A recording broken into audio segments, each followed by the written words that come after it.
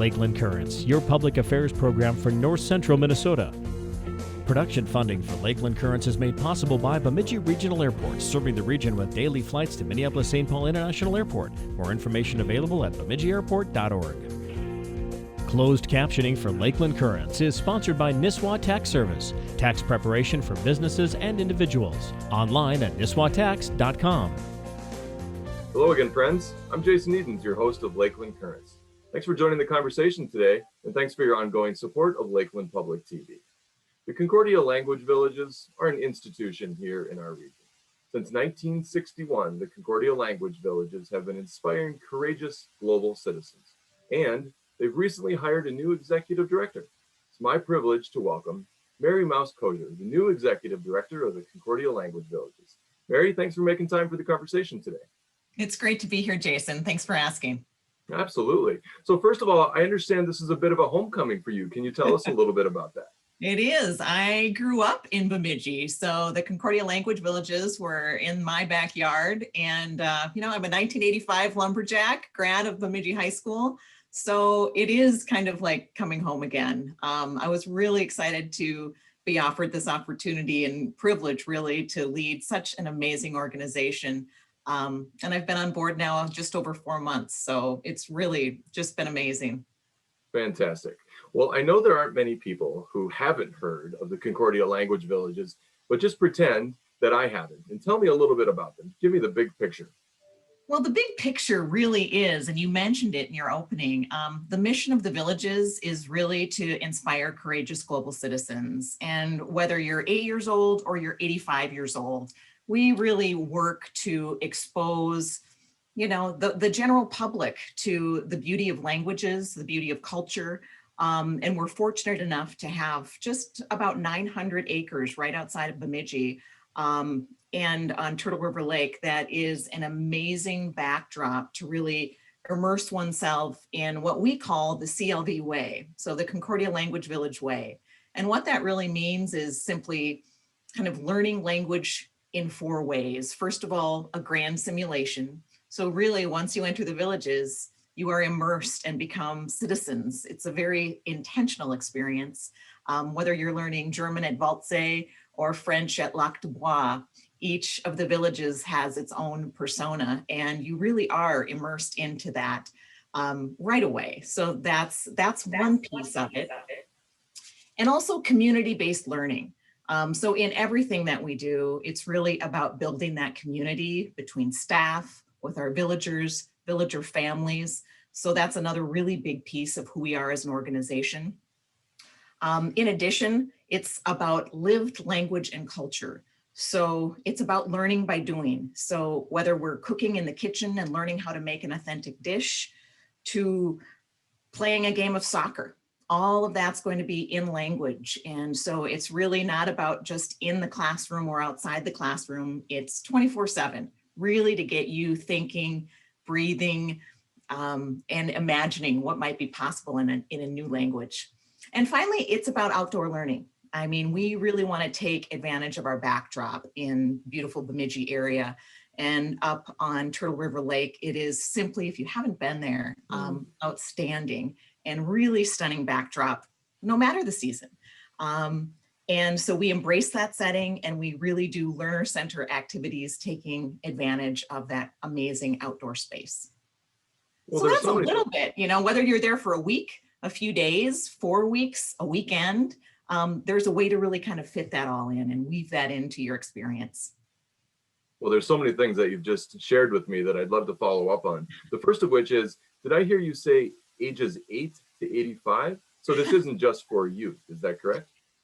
Absolutely not. And sometimes that is a misunderstanding. Some people think about the Concordia language villages and they only think about, the amazing summer camp, summer village opportunities.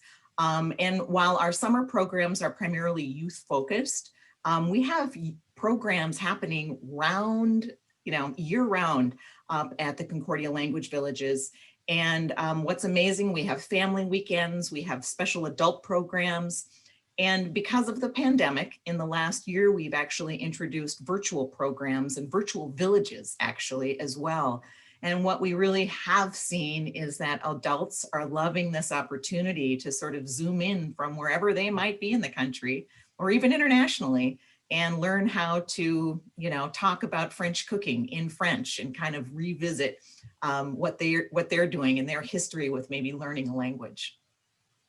One of the things that I found interesting as I was doing some research in preparation for our conversation, Mary, is that you expect everyone to check their devices at the door. There are no phones or tablets allowed. Is that correct, especially for your villagers? That's correct. That's correct. For especially during our summer programs, we really like it to be device free. Now, this summer might be a little bit different in that space, given the pandemic and some checking in with parents that we'll be doing but that will be, again, that won't be very frequent. But we just want to make sure that parents and students have an opportunity to connect just to ensure their safety and that they're healthy and having a good time. Sure. Well, I know that the Concordia language villages have had a profound impact on thousands and thousands of people. I'm curious, were you a villager or a counselor? So very good question. I wish I would have been a villager myself. Of course, I grew up knowing about it, but I didn't take advantage of it. There wasn't really a history of that in my family, even though I went on to do international work. And so, to be honest, one of my goals for the organization is to make sure that we are really, the folks in the Bemidji area who have such a long-standing partnership, really, with the villages. We have so many donors and supporters in the community. I want to make sure, understanding the fact that I missed out on something that is truly amazing. Not that it's too late, because I am going to be doing a camp here in the not too distant future so that I can experience it as an adult. I did have my daughter attend German Waltz when she was a little bit younger. So brought it into the family, but was not a villager myself. And hopefully we can make that experience available to more and more of the local community in Bemidji. I learned from the Washington Post that 50% of the world's population speak at least 2 languages. Yet here in the United States, it's only about 1 in 5 people that have a second language. Tell me a little bit about the value of learning or having a second or third language.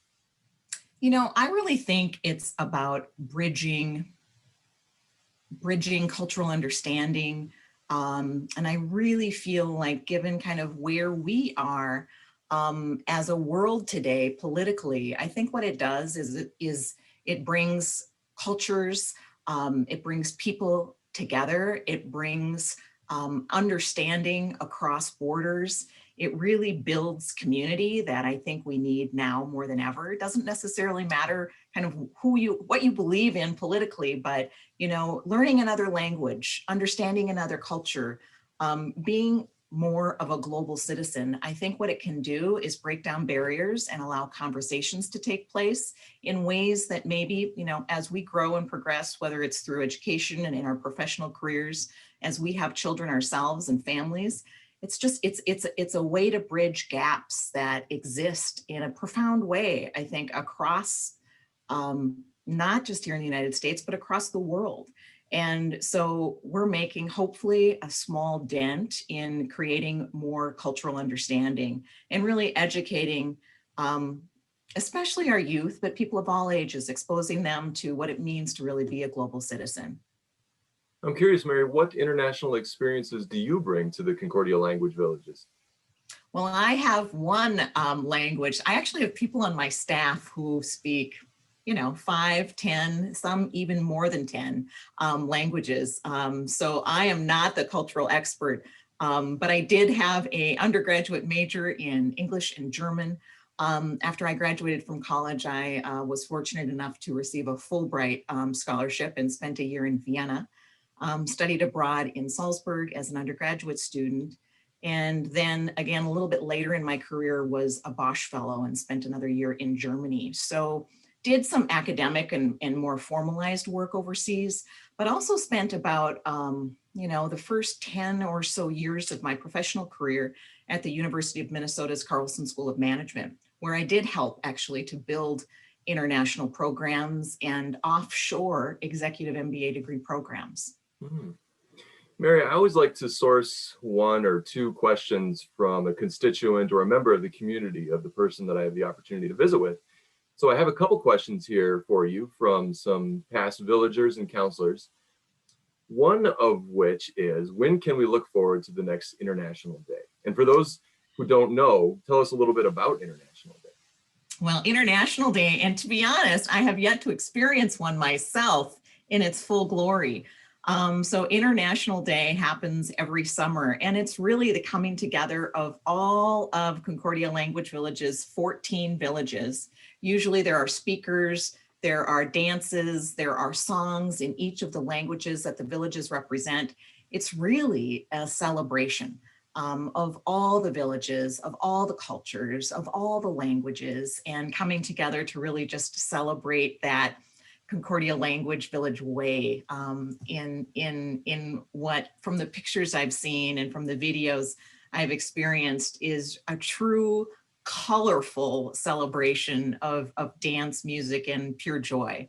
So while this coming summer, it remains challenging, and it's simply our goal at Concordia Language Villages to open up the residential experience once again.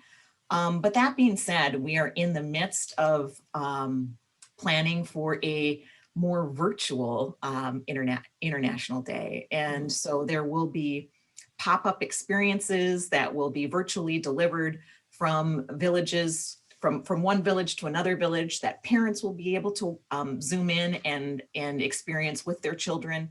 And it will not be or culminate with one single day, but it will be a series of events over the summer where we'll be celebrating what is actually, our 60 years of existence as the Concordia Language Villages as well.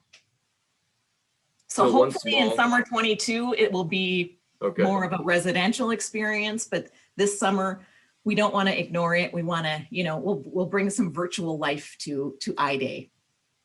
So this summer, it sounds like it'll be mostly virtual, but possibly in 2022, it'll be back to the full glory. Yeah, with regard to the to International Day, that's correct. Mm-hmm. We will be having villagers on site this summer, however. Okay, that was my next question. So tell us more about your plan for this summer in particular, and I'm interested to know how you're going to keep the villagers safe.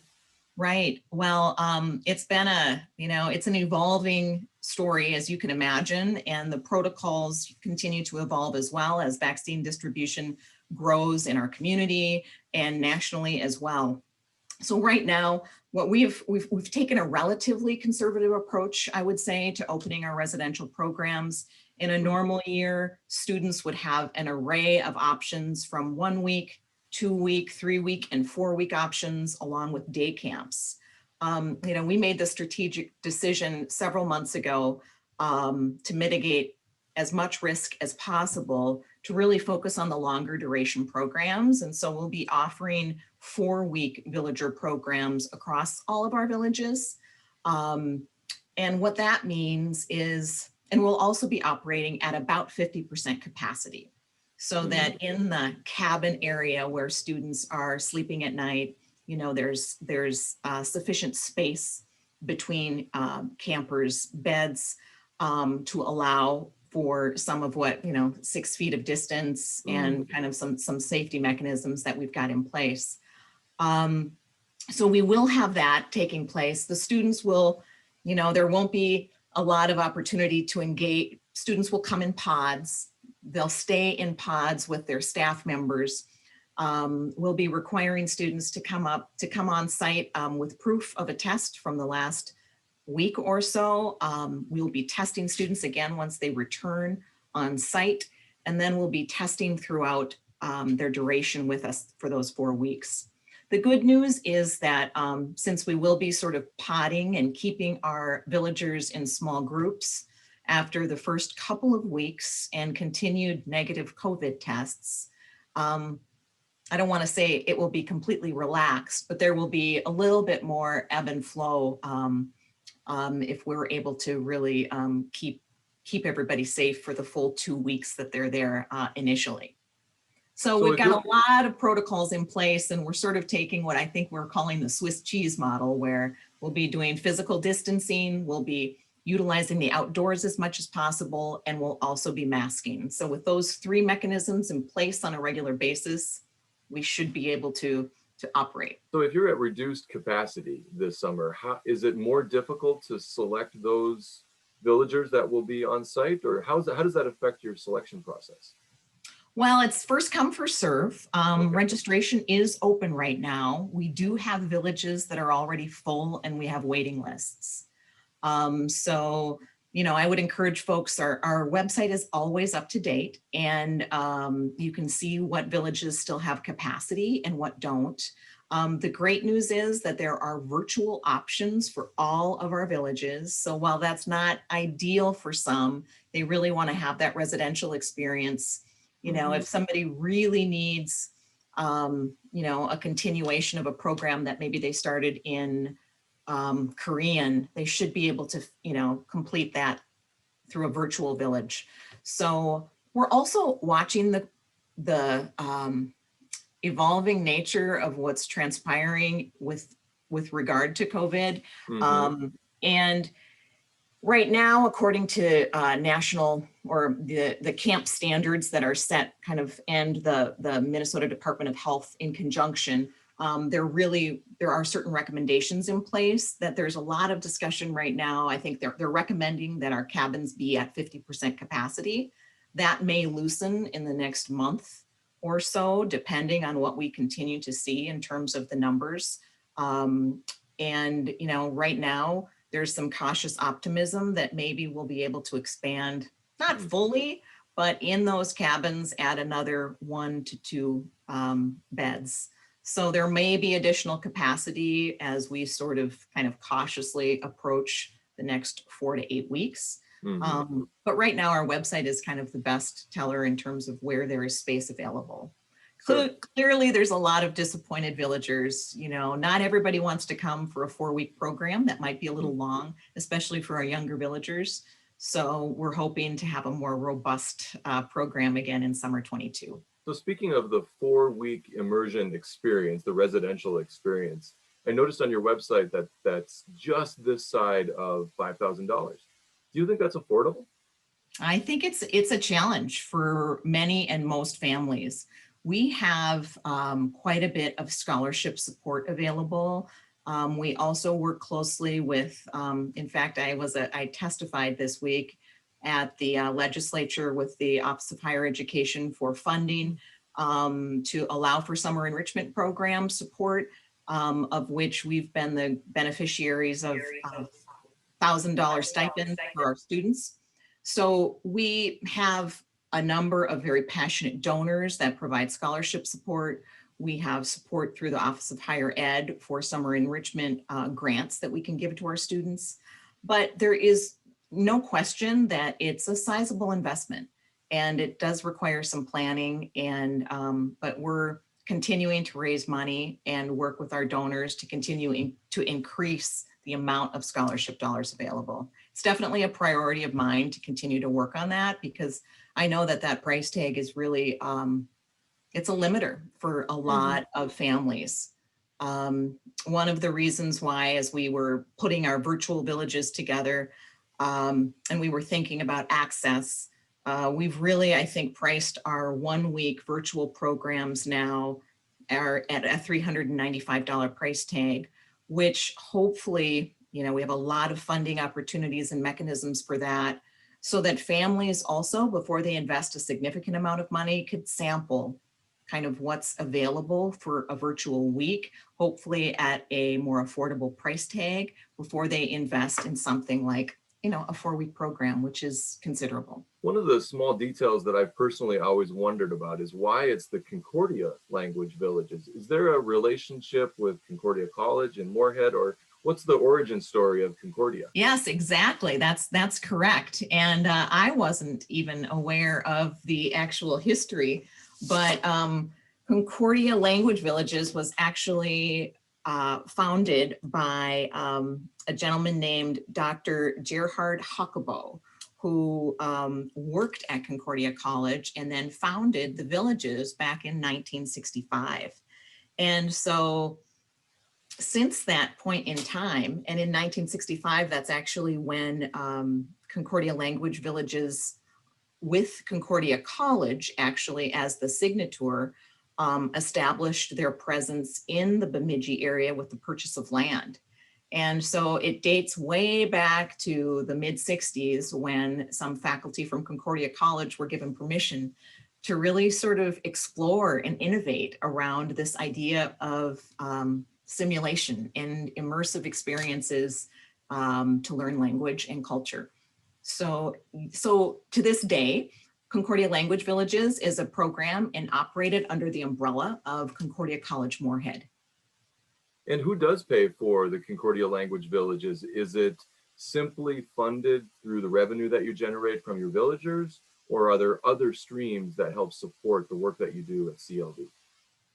Well, at CLV, one of the things I know that the program has worked to do over the last several years, and one of my goals as we continue to grow and evolve, is to really diversify our portfolio of work. We have our summer programs, so we do rely heavily on revenue from those programs. We have a number of federally grant-funded programs where we actually do quite a bit of significant training in languages for military. And so we have a variety of folks coming from around the country to do intensive language and immersive training from various parts of the military. We also have a number of other types of programs during the academic year. So we have weekends, we have family events, and we have adult programs. So all of that. We also work closely with a number of school districts. And so we will bring, in non-pandemic times, we'll be working with a number of schools across the state and the region and really expose them in, large quantities to, Spanish programs for, a high school here in the Twin Cities or, a high school in Brainerd area. So we work closely with the schools as well. And all of those things collectively pay for the villages. Sure.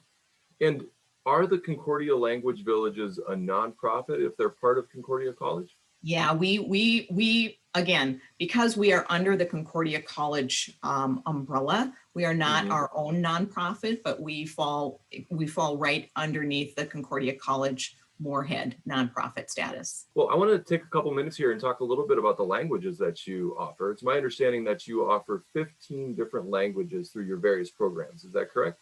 That's correct. I think when you say 15, though, that might be counting English. So kind of our summer programs are technically 14.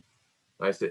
So of those 14 languages, 2 of them are Norwegian and Danish, each of which globally has about 5.5 million speakers. Swahili, however, has nearly 20 million speakers. So I'm curious, how do you select the languages that you offer, and why are there no sub-Saharan African languages? That's a great question. And I have some of that history. I know I'm still a little wet behind the ears in terms of my tenure with the role.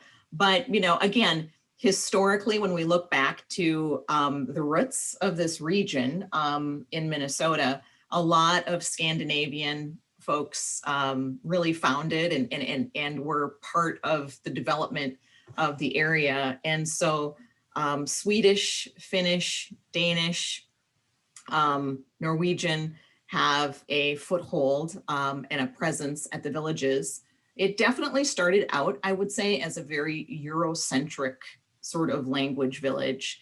And in the last decade has started to evolve beyond that.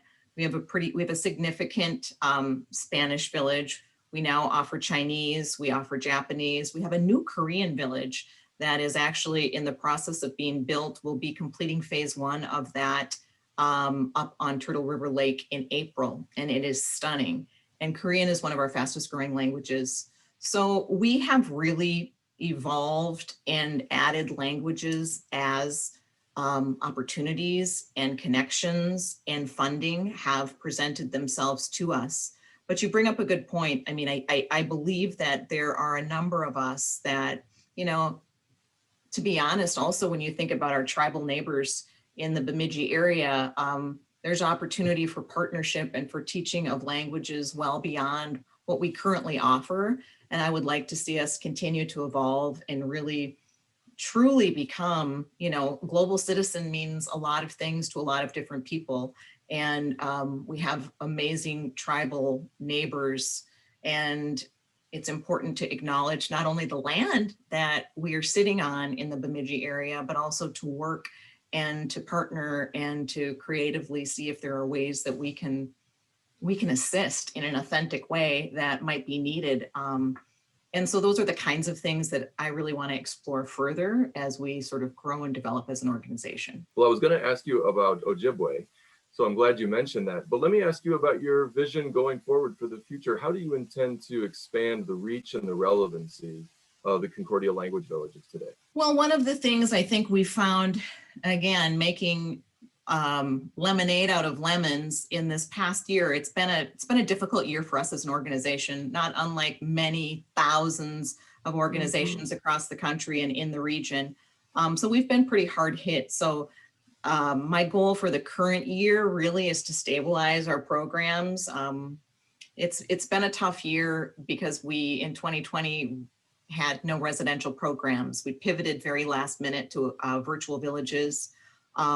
But we found something there when we pivoted to virtual villages. And so right now we're sort of taking stock of the program offerings that we have, looking at what makes sense for us as an organization to maintain, and then really trying, I think, to diversify our portfolio as we move forward. One of the things I think that we found through the pandemic is that we're a little bit overly reliant on revenue from our summer programs. So how can we really build more robust programs year round that will sustain us as an organization, but also allow us to develop in, what we were just talking about, maybe some less commonly taught languages, but also some languages that in fact are very popular that are just not commonly thought of. And so, how do we think about that in a strategic way, but also a way that will allow us to sustain ourselves? I'm not going to be naive to think that we have the funding and the means to really move forward with in any area that we would like, but with enough thought and intention behind it, we can. There's a lot we can do. So, Mary, I want to close with a question about you and your motivations. I'm sure that a former Fulbright scholar has a wide variety of options. So, why is it that Concordia Language Villages excites you? And tell me a little bit about your own personal motivations for being a part of the Concordia Language Villages.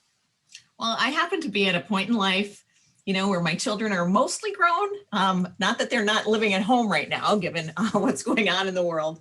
But I was at a point where I could be a little bit more intentional about where I am professionally. When this opportunity was brought to me, I thought, wow, what an amazing way to build not only on my, I'm actually kind of an entrepreneur at heart. I also started a small business, spent 20 years working at the business school at the University of Minnesota, but have this really innate passion to really build those bridges and around global citizens and inspiration. And so this was a very interesting opportunity for me personally and professionally to sort of come back home, spend more time up in the Bemidji area, which is so near and dear to my heart. My mom still lives in Bemidji, and so getting to spend additional time with her and reconnecting with that community, which we have benefited from for 60 years at the villages. And I think having that connection, for me, the executive director, is really an important one. And I really want to continue to build those bridges out into the Bemidji community. And so for me, while I actually live in the Twin Cities area, I'll be pretty fluid between St. Paul and Bemidji for now. We'll see how it all goes. But this is the perfect blending of what I feel like I've spent much of my professional career preparing for. Well, Mary, thank you so much for your time today. It's been a pleasure. I really appreciate it. Thanks for having me, Jason. This was a fun conversation. And thank all of you for joining me once again. I'm Jason Edens, your host of Lakeland Currents. Be kind and be well. We'll see you next week.